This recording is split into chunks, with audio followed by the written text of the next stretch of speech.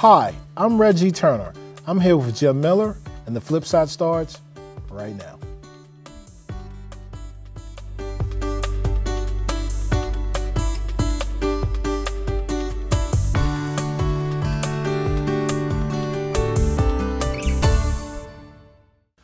Welcome to tonight's show. Tonight we're joined by Keith Fanjoy, the Executive Director of Sanmar Family and Community Services. Keith, welcome to the show. Hey, thanks for having me. You're very welcome. Jim, I'll let you kick it off, sir. So I guess first of all, tell us a little bit about Sanmar. Well, Sanmar has been around for 140 years in Washington County, a rich, long history, and I think that history really started in downtown Hagerstown. Most people don't know that when we started as an orphanage, it was if you are in the Locust Point community and you walk up to Locust Point Market and you look to your left, the building that used to be owned by GS Images was the orphanage. Okay. So the orphanage started because there was a group of concerned citizens in Washington County concerned about the welfare of children. And in society at that time, orphanages were the response to that. So we were downtown in Hagerstown for 44 years. An opportunity came forward where there was land and resources available in Boonesboro, and the orphanage took advantage of that, and the community came together and built the large orphanage building that is in the Boonesboro campus in 1927. So from that time, 1927 to today, that campus has primarily been focused on providing residential and foster care services. From the 1920s till about the 80s, it was boys and girls growing up in that environment. In the 80s, there was a big shift away from that type of care from orphanages in America. They started to disappear. And it became more focused on treatment programs so that kids could return to their families where they should be. So from the 80s to the 2010s, we were really known for two primary things. We were known because we served the needs of teenage girls on that campus from my predecessor, Bruce Anderson, who was there for about 33 years. And we provided foster care services to boys and girls of all ages in the greater Washington County area. So that kind of brings us from our origins to the 2010s. In 2016, we made a pretty bold change as an organization, and we moved away from always reacting to some of the needs that brought kids into foster care to trying to work on preventing kids from coming into foster care. So even though the kind of work we were offering in residential was making a big impact, we wanted to have a larger impact preventing kids from ever coming to us. So we opened a couple key programs: outpatient mental health, community services through our Community of Hope initiative, and we still today operate treatment foster care. But most people that have been in this community for a long time don't always know that there are no kids currently living at the Sanmar campus. Those are all administrative offices. I did not know that. Interesting. Reg? So with the evolution of the organization, did your mission and your mission statement, did that change over time, and where is that now? Yeah, it did. So our mission today is cultivating hope and well-being for children, families, and communities. And I think a lot of our mission for many years was focused on the child, so that the child could go on and have success in the long term. And then today's mission and our vision is really focused on the child in the context of their family, the child and their family in the context of their community, so that we can make sure that we're addressing not only the individual's needs, but the factors that are surrounding them. So the vision has been, I think, modified, and our strategy has changed. And I think that's the big thing. Sanmar has really always been about kids and families, but we've really come to terms with that there are better ways to help kids and families. It might be more complicated, but if we can meet people where they are in the communities where they live, we think it has the potential for a more sustainable, lasting impact for those folks. If I serve a child in our campus or on our campus in our organization, we can do really wonderful things, but our goal is that it lasts long after they depart our services. And so I think that's been not so much a mission change, but a strategy change. And how do you measure success in those areas?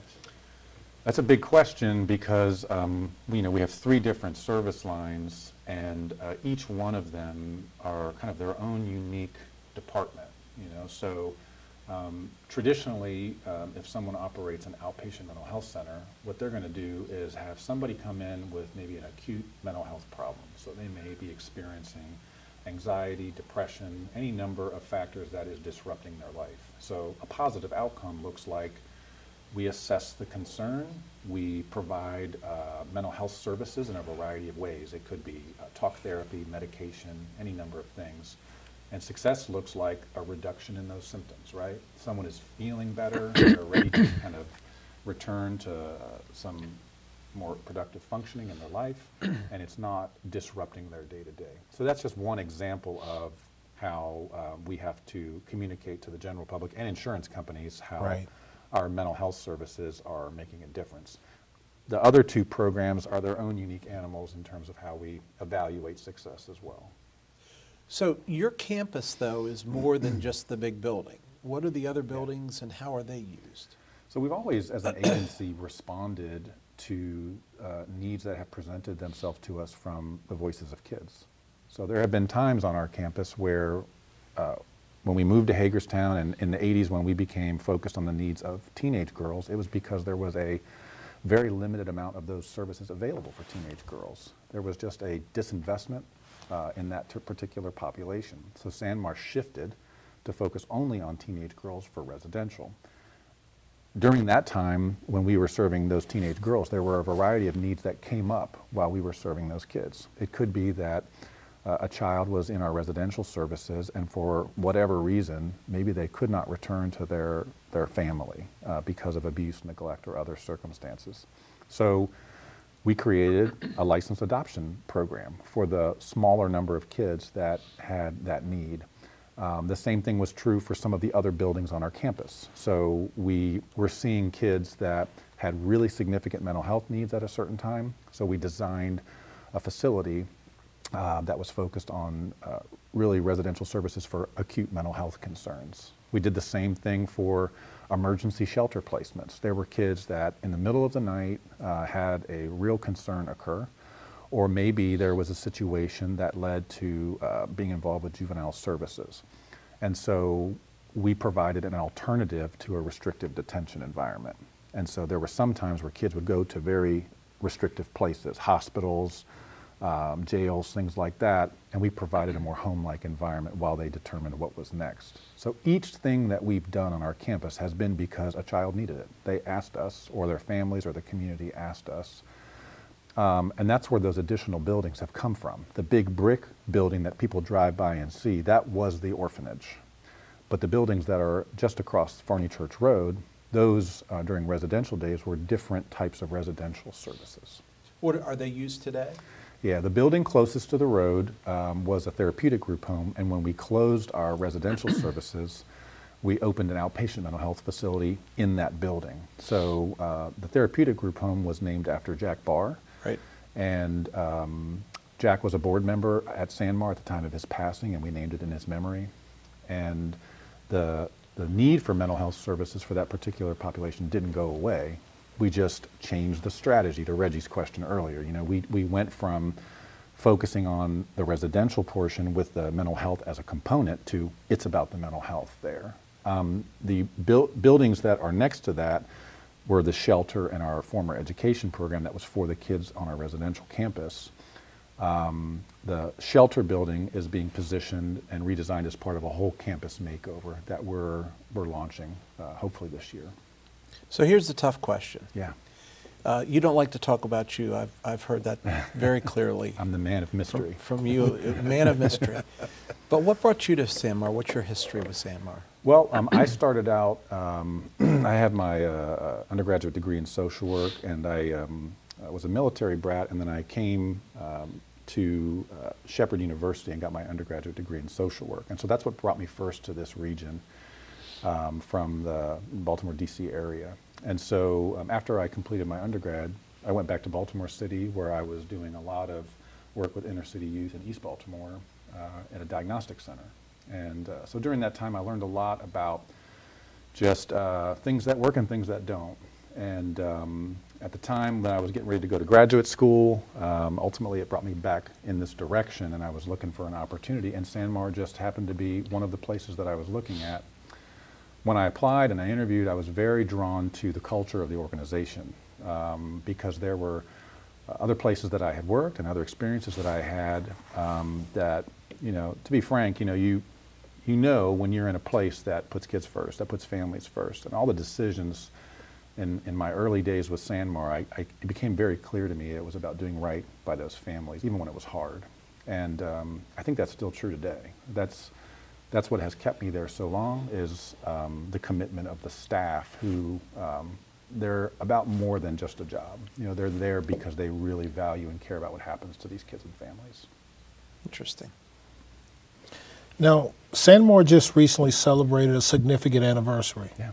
What was that? Tell us about that. 140 years. So, I told you earlier about the 1883 when we started, but the evolution of the organization over time and the shifting strategy, part of that announcement was certainly recognizing the longevity of the work, right? Of just how long we've been giving back to the community and managing difficult work. But it was also about talking about what's next, right? It's the next chapter in our story. And we've had these buildings that were really designed for a specific purpose. They were really more dormitory, group living type of arrangements.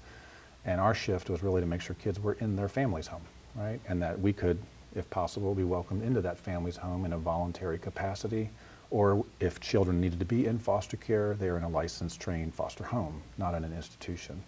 So the launch in November is after a pretty significant amount of work for a couple years, thinking through how to best position our campus. And so we thought long and hard about whether or not we even wanted to stay put at that campus, which is hard for some people to even fathom, because when people think about Sanmar, they think about that place in Boonesboro. Yeah. But we had to really explore whether those facilities made sense for us based on this new iteration of our organization.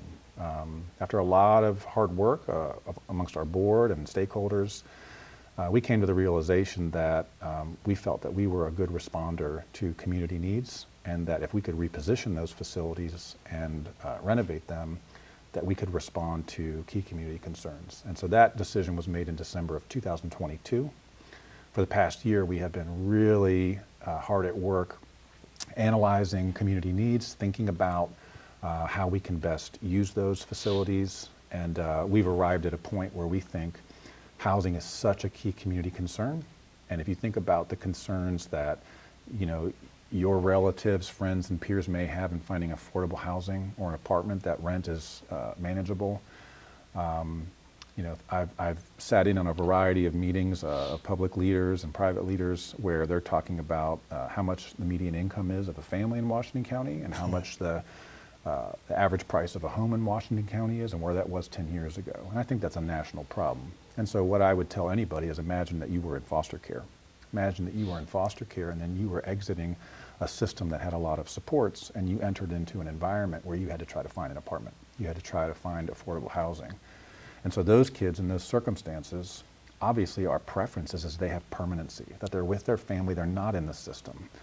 But the reality is that there are some kids that are going to need more than what a family can offer. And so our desire is not to be a destination. We want to be a temporary transitional type of facility.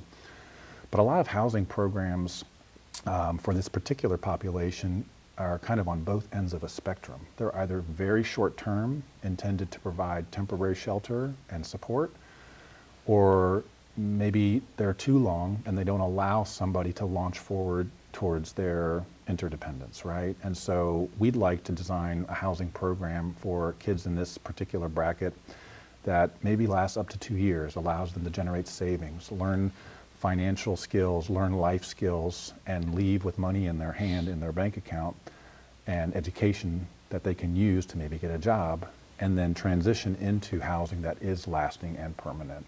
And that's our vision around how to position our large orphanage building, is we want to take our foster care program and our administrative team out of that orphanage building and position them in some of those vacant spaces or underutilized spaces, and go after significant capital dollars from a variety of sources to just totally reimagine that orphanage building and design 15 transitional apartments there, with the idea that it's not just about the housing, it's also not just about the services. It's that sweet spot between making sure that these kids have a place to stay, but there's always somebody making sure that they have what they need.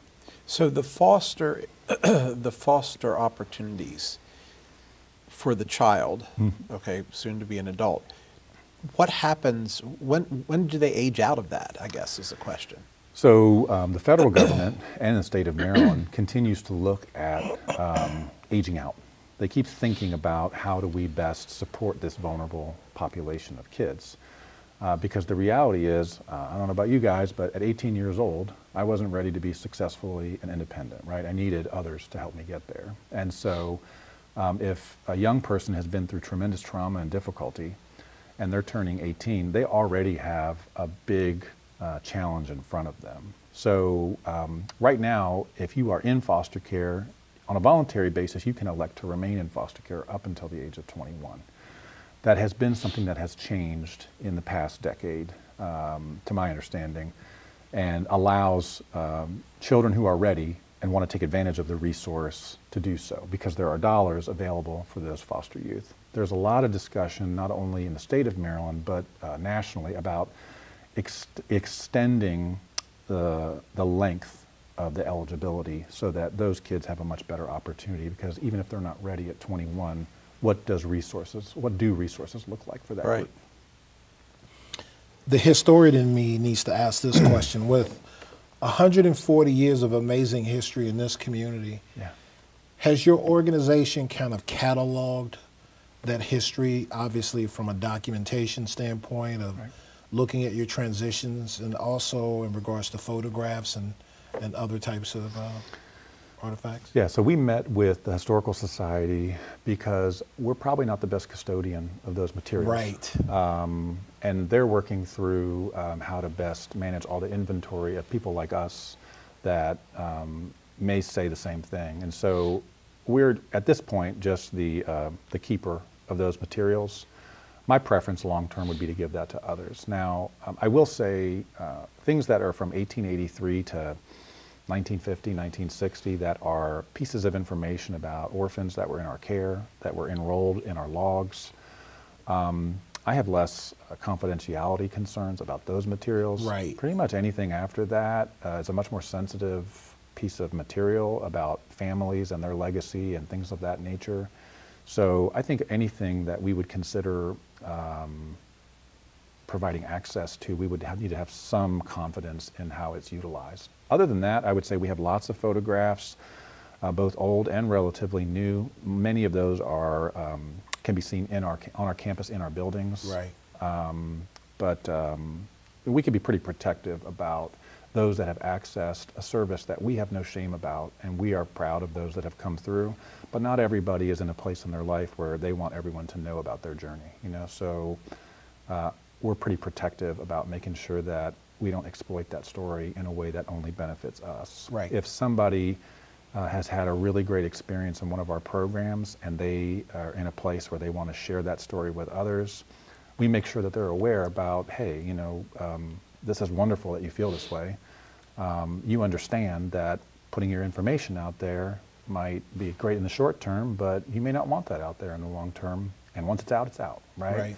But there are some that are just so proud and in such a good place that they're ready to do so, and then we'll facilitate that. But I'm typically very protective of making sure that it's not about credit. Right. It's not about us shining a light on what we do. And it's about making sure that those that are getting service are receiving that unconditionally. Right. Yeah. I just think it's something to be said for 140 years of service in a community and the impact that you've had on community. And I think that's important to see, you know, for many organizations out here of, you know, when you're looking at your long range plans, like what do you want to see out of your organization? Yeah. The one other question that I'll ask, you know, based on everything you've shared, you've talked about some of the challenges in the socioeconomic landscape. What keeps you up at night? You know, it's the uncontrollable stuff. And what I mean by that is we have a large group of people that work for us or are committed to us that are doing this work because they want to be that support system to others in need. We don't have control over the decisions that everyone makes in their lives, right? From a mental health perspective or kids that are in crisis. It's just really about making sure that we can prevent and be proactive where we can, and then respond in the best way possible. So I think it's really about just our deep concern and desire to see people do well. And sometimes because of the very nature of our work, people are going to struggle. Right. And so my hope is that when people do struggle, it's fixable. It's fixable, and it's something that we can come alongside people and give them what they need. But yeah, those are the concerns, is just we operate on the margins. We go to where people are that are in tremendous difficulty, and because of amazing staff who are willing to go there, right? They're willing to sit with the most vulnerable people. We put ourselves in a position of vulnerability doing that. And so that's, if there's something that keeps me up, I would say that's it. Yeah. Jim, I know there are plenty of other topics we want to jump into, initiatives, funding. Yeah, those let's type take of a break, things, but though. let's take a break, right? Yep. Stay with us, Keith. Stay with us. We'll have more after the break.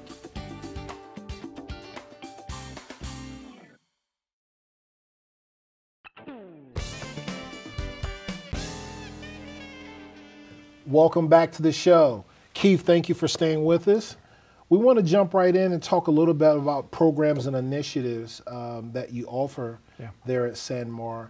And on the family services side, your treatment foster care. Can you share about that and give us some detail? Yeah, so after we moved away from residential, treatment foster care is now our oldest program. So that was opening in the early 90s, and initially it was opened because there were young women that might need a permanent home-based environment. So today we serve boys and girls of all ages, 0 to 21, newborns, kids that are aging out of foster care in a loving licensed family in our greater Washington County area. So it's typically families that we certify, I'd say around a 30-mile or so radius. Sometimes we'll peak out over on the Frederick County side, but it's only Maryland-based families, not West Virginia, Pennsylvania. So we license and train those families, and then we hire case managers to, when children are placed in that home, which are referred to us from the state of Maryland, that are kids in foster care. And our case managers have a responsibility to do several different things. First and foremost is to make sure that child has all their basic needs met by the foster home, develop a plan of action of what does reunification with their family of origin look like. Are there any key treatment goals? And at the same time, while they're really focused on the needs of the child, they're also providing services and supports to the foster parents, right? It could look like training. It could look like guidance and direction. Sometimes it's respite, because this is a very difficult job. I always, when I talk about the services we offer, I always lift up foster parents because what we ask them to do is much more difficult than any other group of people. It's one thing to be a therapist and serve somebody. It's a very difficult job. It's one thing to go into people's homes and provide wraparound service, but when you have someone move into your home, there's no break, right? There's no opportunity to take a step back and take care of yourself. So I think those are very special people. And the truth is, it's a group that we're always in need of. We're always in need of recruitment of foster parents. It is just extremely difficult to find folks that are willing to do that, but the rewards can be very high. So, if there's anyone out that's watching this show, I would say, consider foster parenting and reach out and just learn more information, because it is a critical need. There are kids in foster care that need a safe place to go, a place that can be nurturing and supportive, and or maybe it's just a place for respite for a foster family that's doing really great work with a kid, but they need a weekend. They need a weekend to just catch their breath. Folks can consider just being a respite provider. Right. So, What does that process look like, the certification process? And I'm hearing that you do that at Sanmar? Yep. So our treatment foster care staff are housed in that old orphanage building. So most of that is kind of where their stuff is, but most of their job is going to foster homes around Washington County. There's 25 or so certified licensed families in this particular area. And so the process is pretty lengthy in terms of pre-service training. So, if somebody, if Jim came to me and said, I would like to be a foster parent, and we would go through a lot of initial processes in terms of sharing information about what it looks like to make sure that you were clear on what you were signing up for. Right. And then there would have to be a clearance process in terms of background checks and a variety of other paperwork that's completed.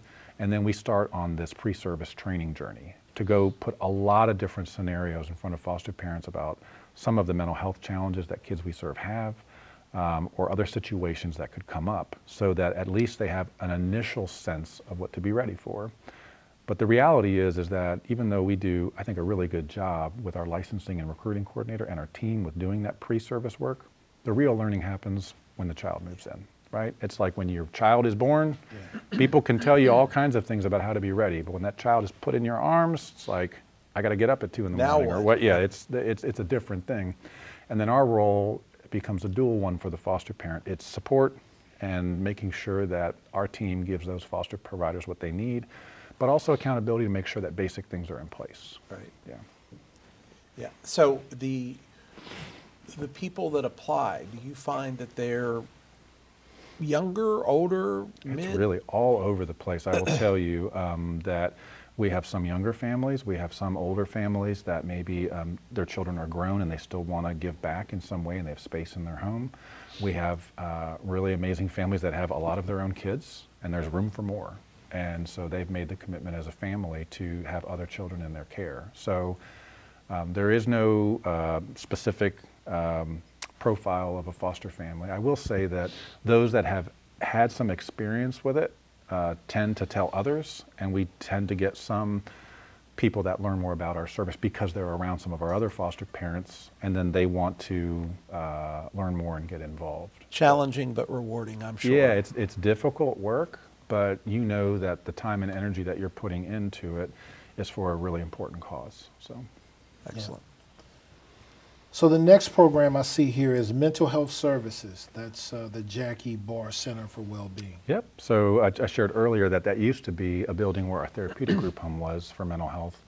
And then today it's really also an outpost, right? Some people come to Boonesboro for mental health, but we also have therapists that go into the county public schools to provide some services for students in need. But that's a team of outpatient therapists and clinicians. We also have a psychiatric mental health nurse, we have a psychiatrist, and an administrative team that responds to community mental health needs. So my vision for that program as we move forward is, I think one of the big differences between the way we try to provide mental health is that we tend to not be focused on that billable hour, which is not always the best business decision, but we're a nonprofit and our focus is not so much around that billable hour. It's what do people need? So sometimes there can be individuals that we serve that need some additional time that's not covered by insurance, and there's a relationship need that is there. We hope through the power of a meaningful relationship that people can get their needs met. My vision longer term would be to try to do the same kind of proactive and preventative things with mental health that we've been able to do in some other phases of our organization. People come to us with mental health challenges that are not just because of a disposition that they may have or a situation. There could be things such as diet, exercise, social connections, other things that if we can provide some more flexible and creative interventions, that could also make a difference. So that's my hope in the long term, is that we're able to try to do some more of that prevention stuff. How are the, obviously these are youth programs, but how are the parents involved in this whole notion of mental health services? Yeah, so, any kind of medical provider, and the age becomes part of that factor, right? So we have to build a certain level of trust with young people. When it's very young children, it's more collaborative, right? So if it's a 6, 7, 8, 9-year-old kid, we have to provide some informed consent to the child that here are the things that we're going to talk about in confidence. Unless there is an immediate safety concern for you or someone else, it's going to stay here. But at that age, we want to encourage that young person to also be willing to share with their parent some of the things that we can work on together. And that's more of a collaborative approach. As kids get older, they really need the safety of that confidentiality, and then that's where the trust becomes really important, that our provider has credibility, that the parent can trust what our intentions are in that session, that we have some shared goals, and then we may not go through all the details of what is discussed in that session, but we would encourage that client to share with their parent about the things that we're working on. Interesting. Yeah.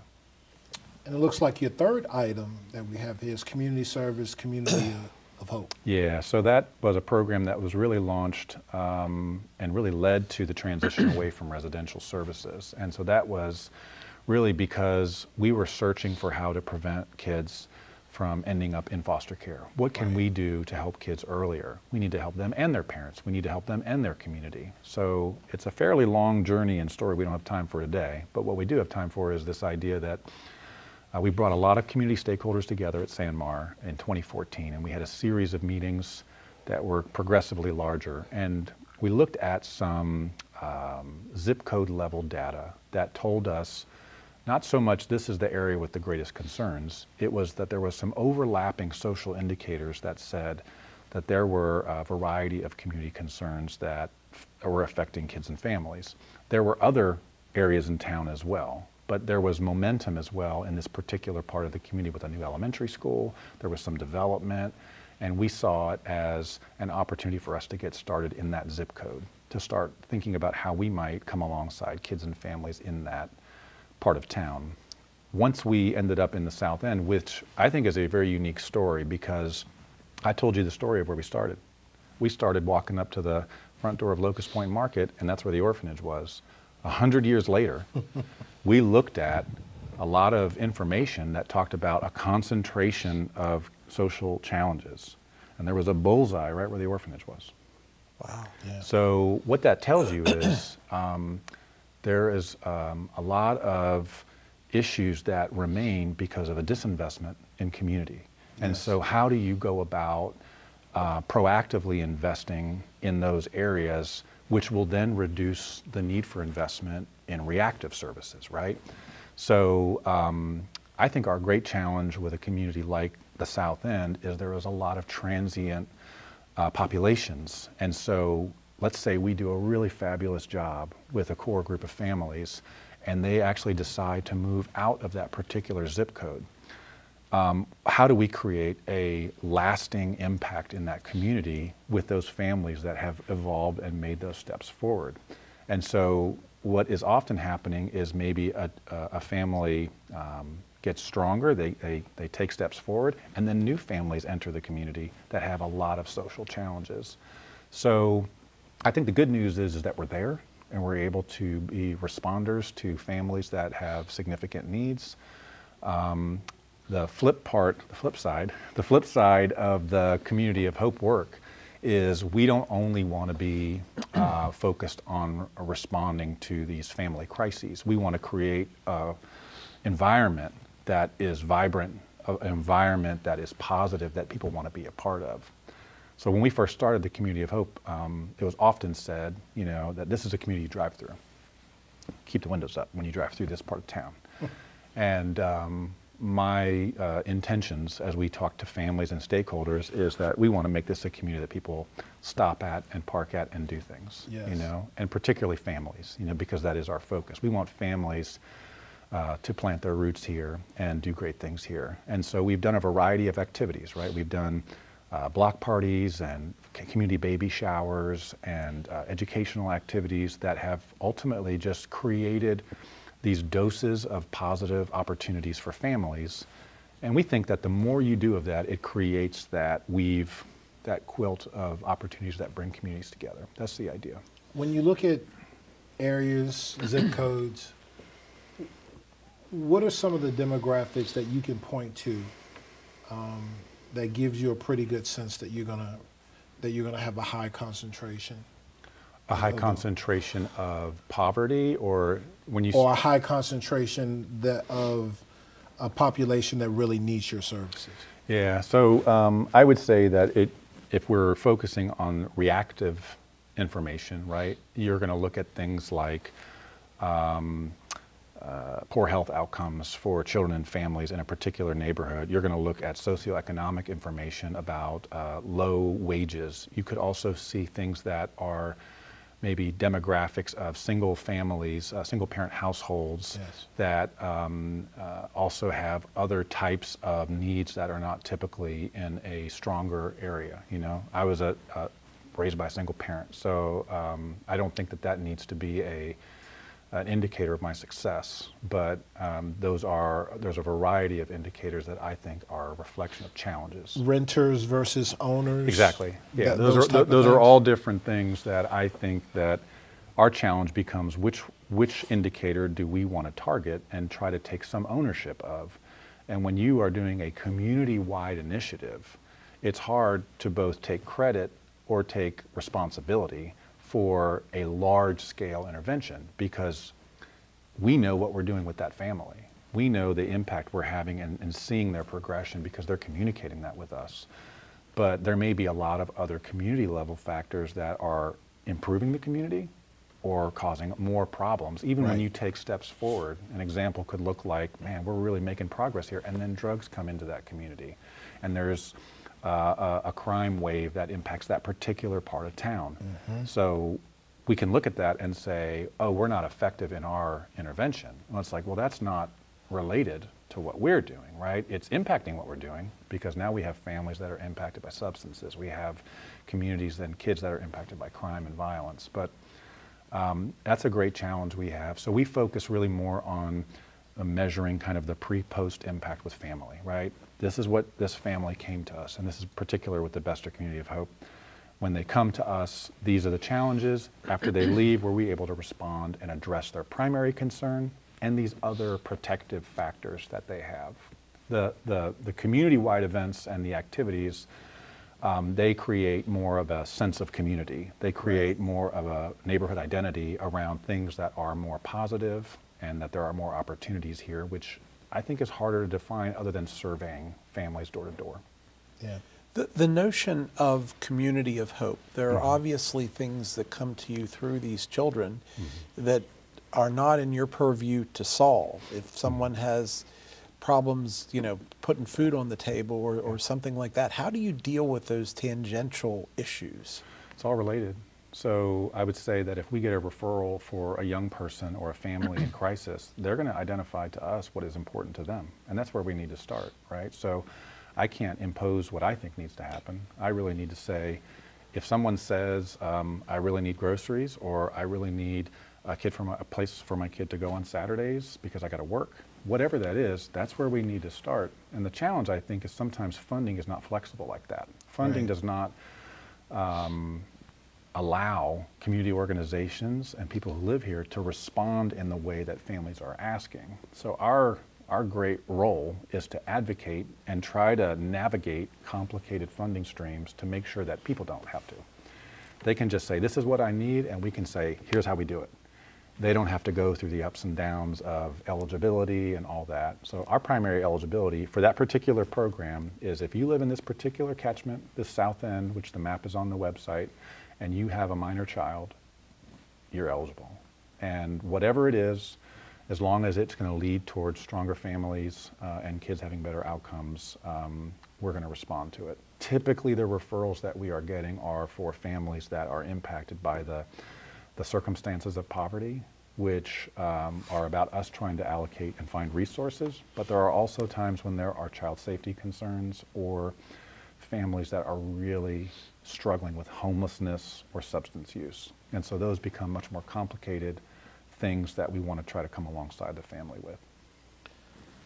So when the moratorium ended on for renters and rent relief, did you see an uptick in the services that the need for your services? Yeah, what I'm hearing you describe is that when there was a lot of ERAP and rental assistance programs over that 3-year COVID period, we definitely saw a lot more people struggling with trying to figure out how they were going to meet those basic needs for housing. So in this community, in Washington County, a great organization that has traditionally done some of that work is the Community Action Council. Yep. And they've had traditionally, during COVID, a lot of funds allocated to them. And I think we're seeing a lot of organizations that are having less and less money allocated from government for those core services. And I would just say it's our responsibility as a community to advocate to government and say, these are things that are really important when we're doing Community of Hope wraparound services or other types of responses. If organizations and partners are getting less funding, that impacts all of us, right? So we're definitely seeing less of that COVID level funding that was there. Has that created more challenges for you? Yeah, because you know we have the funding that we receive. We have a great partnership in the Community of Hope with the Washington County Department of Social Services, who sees this work in family services as a way to support and prevent kids from having to come into government. And so, but there's not a lot of funds in that work for that flexible services, and really that's not really where it should be. It should be from these entitlement programs and these government allocations for things like housing, food, energy, all of the basic things that can disrupt a family. We've talked a lot about the challenges, but clearly there are a lot of positives too. Talk to us about some of the positive things you've seen come out of the Community of Hope. Yeah, I think what it has really done is given, this is going to sound cheesy, but it has given a lot of families hope for what is available to them, because in this complicated environment of trying to navigate community resources when you're struggling, because of that effort, people have a trusting relationship with a place to go to get their needs met. And so that's every day, right? That there is a group of people on standby in your local community in the South End that want to provide support to see your family do well. I look at kind of bigger activities that we've done, and I see the turnout and the responsiveness of the people in that community coming together, right? So typically we have a community baby shower. We have 700 to 800 people come to that activity with their children. They get resources, educational materials. We have a block party every year at City Park. We usually get a couple thousand people that come to that, and with music and resource vendors. And so one of those things in isolation is not going to do it, right? But I think it's the intentional way we bring those things together, that for a family, if you live in the South End, if I'm in crisis, I know a trusted group of people that is really focused on me and making sure I can get help.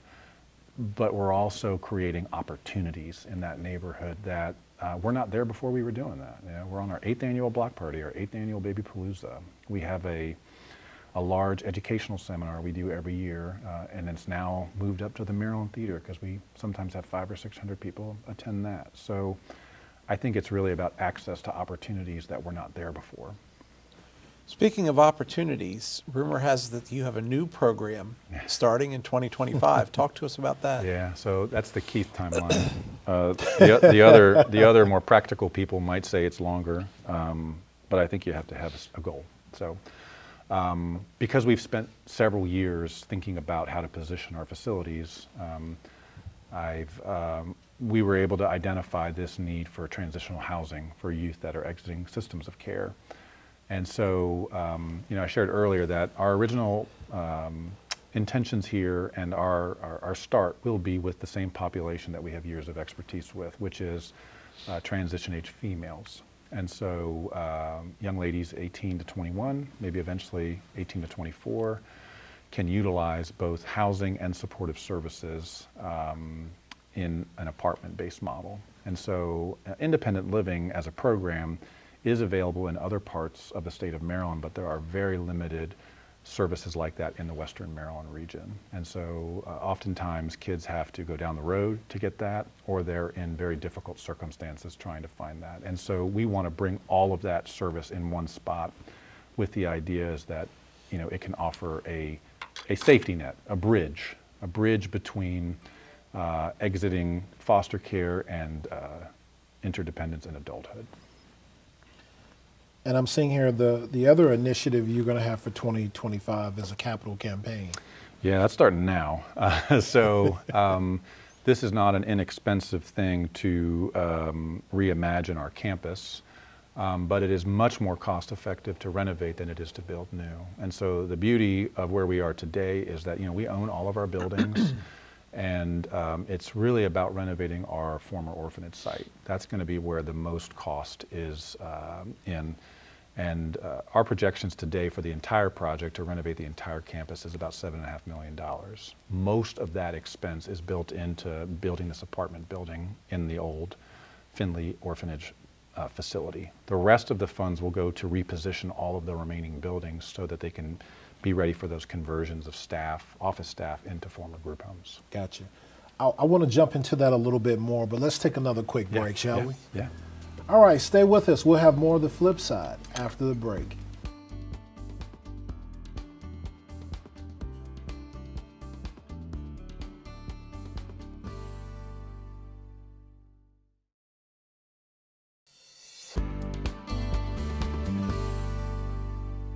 Welcome back to the show.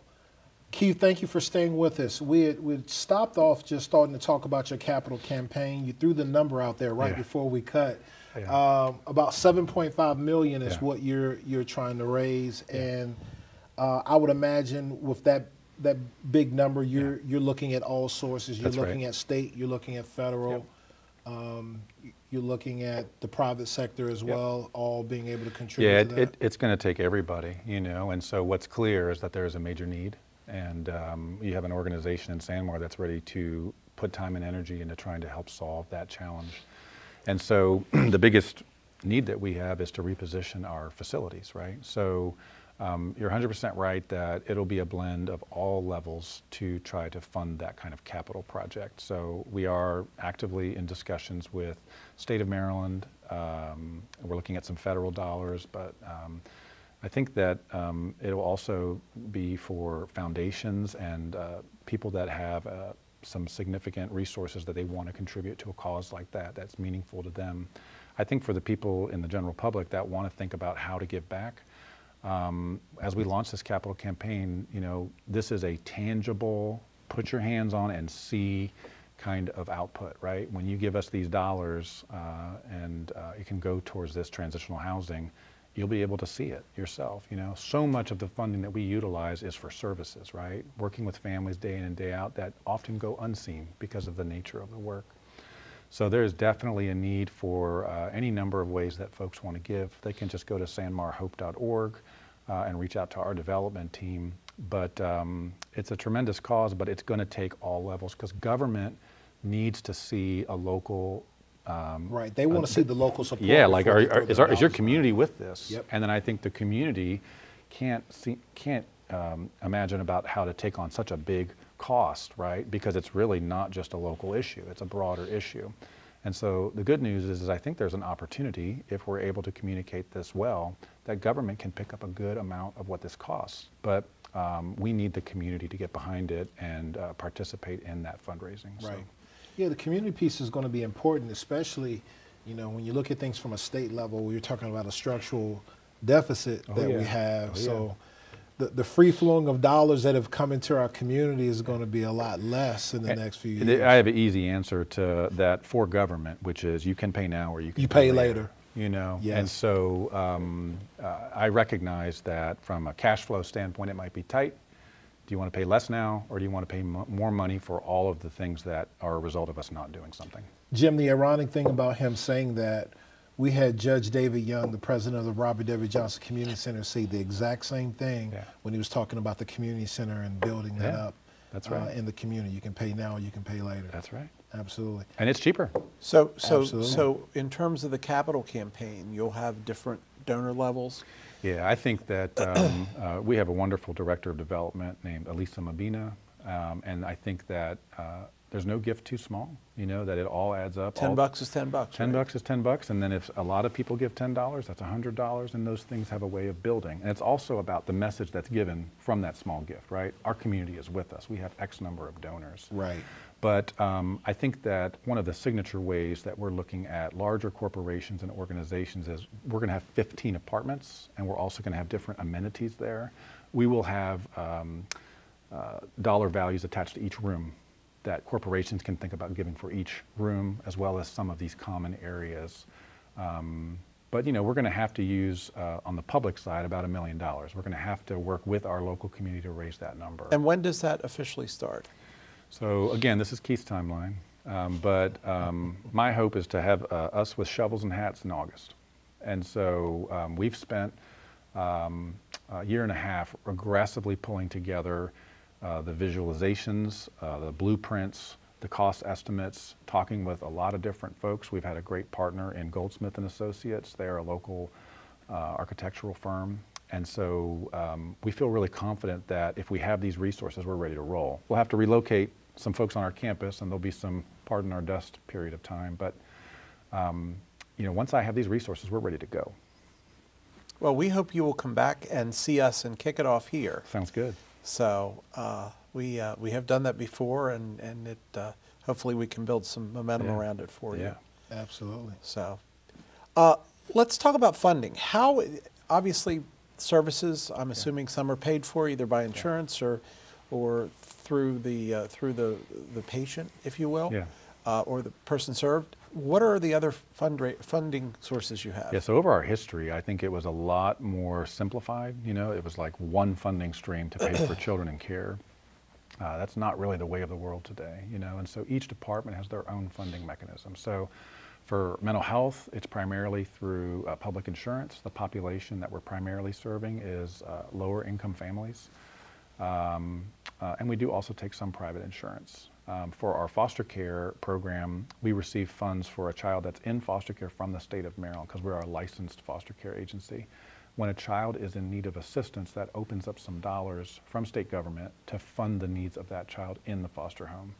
Half of those funds go towards the basic needs of the child and resources for the child, and the other half goes to what's called a difficulty of care for the foster parent. You know, it's their time and energy to manage the needs of that child. Money cannot be a reason that someone decides to be a foster parent. For sure. We do a lot of hard work to discern that. We are aware of the stigma that is there, and so we're going to make sure that folks are doing this for the right reasons. And then so in the Community of Hope space, that's a grant-driven program. We have a lot of diverse grants. Obviously, our primary partner is the Department of Human Services. It's a very meaningful partnership, and we've had that for 8 years. And we also have the Fletcher Foundation. Today we have the Hagerstown Community Development Block Grant that supports some of the neighborhood work. And we're always in need of some diverse, smaller grants to support the neighborhood activities.